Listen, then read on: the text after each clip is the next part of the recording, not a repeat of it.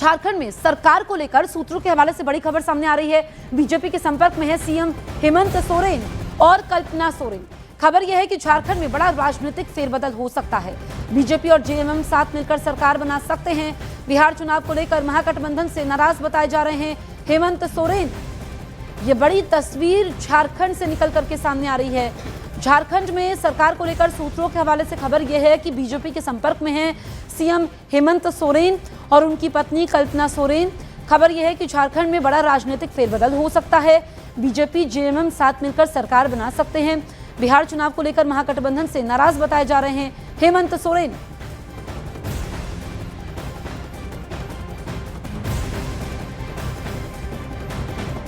झारखंड में महागठबंधन से सीएम हेमंत सोरेन की नाराजगी की बड़ी वजह क्या है वो भी आप समझिए।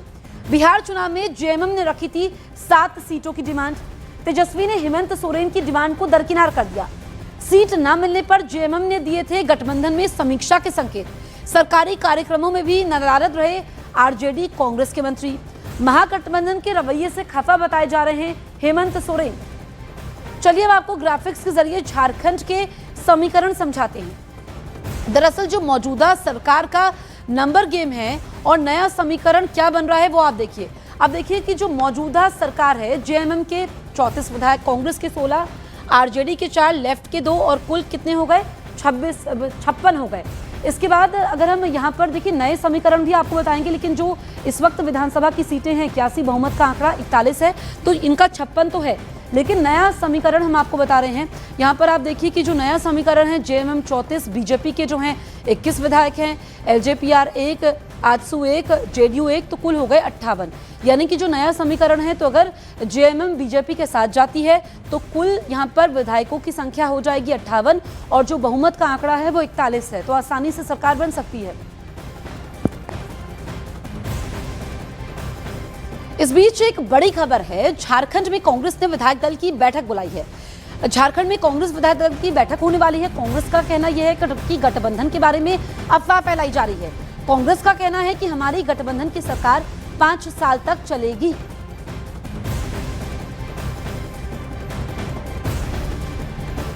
दिल्ली जब भी जाते हैं तो आप देखेंगे कि वहाँ जो हमारे झारखंड से संबंधित, विकास से संबंधित जो मंत्री हैं, जो भी योजनाएं हमारा पेंडिंग है या इसके लिए जाते हैं, इस तरह की कोई कहीं बात नहीं है।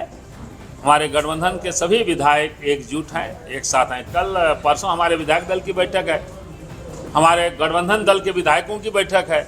आप देखेंगे कौन आए नहीं आए, आपको पता चल जाएगा। तो ये सब खाली अफवाहें फैला जाता है। तेलंगाना के मुख्यमंत्री रेवंत रेड्डी के हिंदू देवी देवताओं पर विवादास्पद टिप्पणी किए जाने को लेकर विवाद खड़ा हो गया है। बीजेपी रेवंत रेड्डी से माफी मांगने की मांग कर रही है। बीजेपी का आरोप यह है कि इससे हिंदुओं की भावनाएं आहत हुई हैं, करोड़ों हिंदुओं की भावनाओं का अपमान हुआ है। आपको रेवंत रेड्डी का वो बयान सुनवाते हैं जिसे लेकर ये पूरा विवाद शुरू हुआ है। హిందువులలో ఎన్ని దేవతలు ఉండ్రు, ఎంతమంది దేవుళ్ళు? 3 కోట్లు ఉండ్రా? ఎందుకునే పెళ్లి చేసుకోవడానికి హనుమంతుడు ఉన్నాడు, 2 పెళ్లిళ్ళు చేసుకునేటోనికి ఇంకొక ఆయన దేవుడు ఉన్నాడు, మందు తాగేటోళ్ళకి ఓ దేవుడు ఉన్నాడు, ఎల్లమ్మ, పోషమ్మ, మైసమ్మ, కళ్ళు కొయ్యాలి, కోడి కొయ్యాలి అనేటోళ్ళకు ఉండ్రు, పప్పన్నం తినేటోళ్ళకు కూడా దేవుడు ఉండు, అవునా? रेवंत रेड्डी के बयान पर केंद्रीय मंत्री जी किशन रेड्डी ने लिखा कि मैं तेलंगाना के मुख्यमंत्री रेवंत रेड्डी के हिंदू देवी देवताओं को अपमान करने वाली अहंकारी टिप्पणियों की कड़ी निंदा करता हूं। ये उन्होंने ट्वीट किया है जी किशन रेड्डी ने और कहा है कि अहंकारी टिप्पणियां जो की गई हैं हिंदू देवी देवताओं को लेकर कड़ी निंदा करता हूं। वहीं केंद्रीय राज्य मंत्री बंडी संजय ने लिखा कि कांग्रेस हमेशा से एआईएमआईएम के आगे झुकने वाली पार्टी रही है। यह बयान ही उनकी मानसिकता को उजागर करता है। कांग्रेस हिंदुओं के प्रति गहरी नफरत रखती है।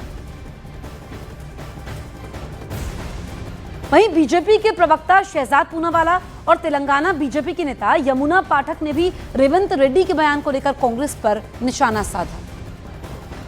रेवंत रेड्डी जो बिहार के विषय में, हिंदुओं के विषय में अमूमन आपत्तिजनक टिप्पणी करते हैं, आज उन्होंने सारी सीमाएं पार कर दी।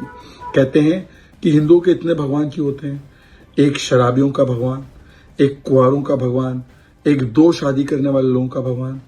इस प्रकार की हल्की और ओछी टिप्पणी ये कांग्रेस पार्टी से अपेक्षित है।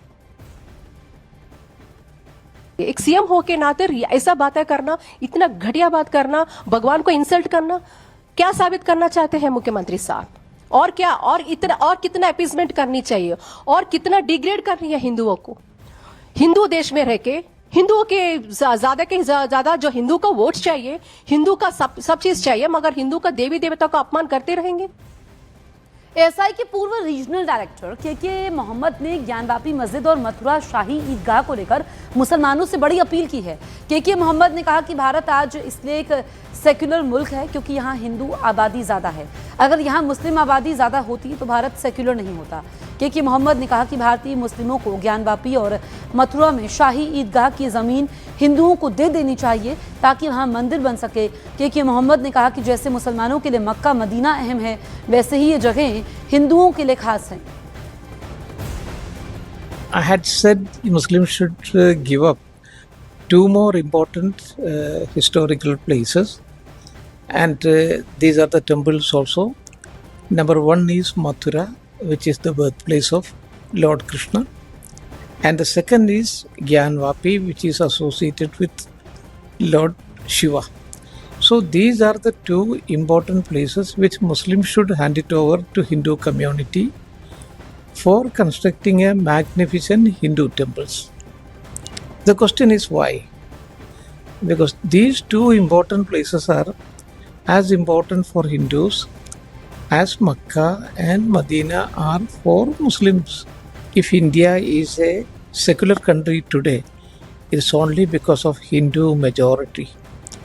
Had it been a Muslim majority country, it would never have been a secular country. वहीं के मोहम्मद की अपील का संत समाज ने स्वागत किया है। संतों का क्या कहना है वो आपको सुनवाते हैं। मोहन भागवत जी ने भी एक वक्तव्य दिया था कि यदि तीनों स्थान हिंदुओं को मुसलमानों की ओर से किसी प्रकार का कोई ऑब्जेक्शन नहीं होता है तो हम किसी चौथे मंदिर की मांग नहीं करेंगे। यही बात के मोहम्मदी ने प्रस्तुत किया है, वो उनका वक्तव्य स्वीकार करने योग्य है। इन्होंने सम्यक रूप से वही बात कही है जो सत्य है। भारत के तमाम इतिहास को विकृत करने में कम्युनिस्ट इतिहासकार और सेकुलर सरकार के साथ मिलकर इन्होंने किया, जो भारत को विकृत किया, भारत के इतिहास को छुपाया गया और मध्यकालीन को ही, मुगल इतिहास को ही ऐसे मनगढ़ंत ऐसे बनाया गया जैसे लगता था कि यही इतिहास है। निश्चित रूप से उनके जो विचार हैं, उनके विचारों से मैं सहमत और समर्थन करता हूं कि संपूर्ण देश में रहने वाले हिंदू और मुसलमान को जो है एकजुट होकर के काशी में भव्य गौरी श्रृंगार का मंदिर बनना चाहिए और मथुरा में भव्य दिव्य भगवान कृष्ण की जन्मभूमि मंदिर बनना चाहिए।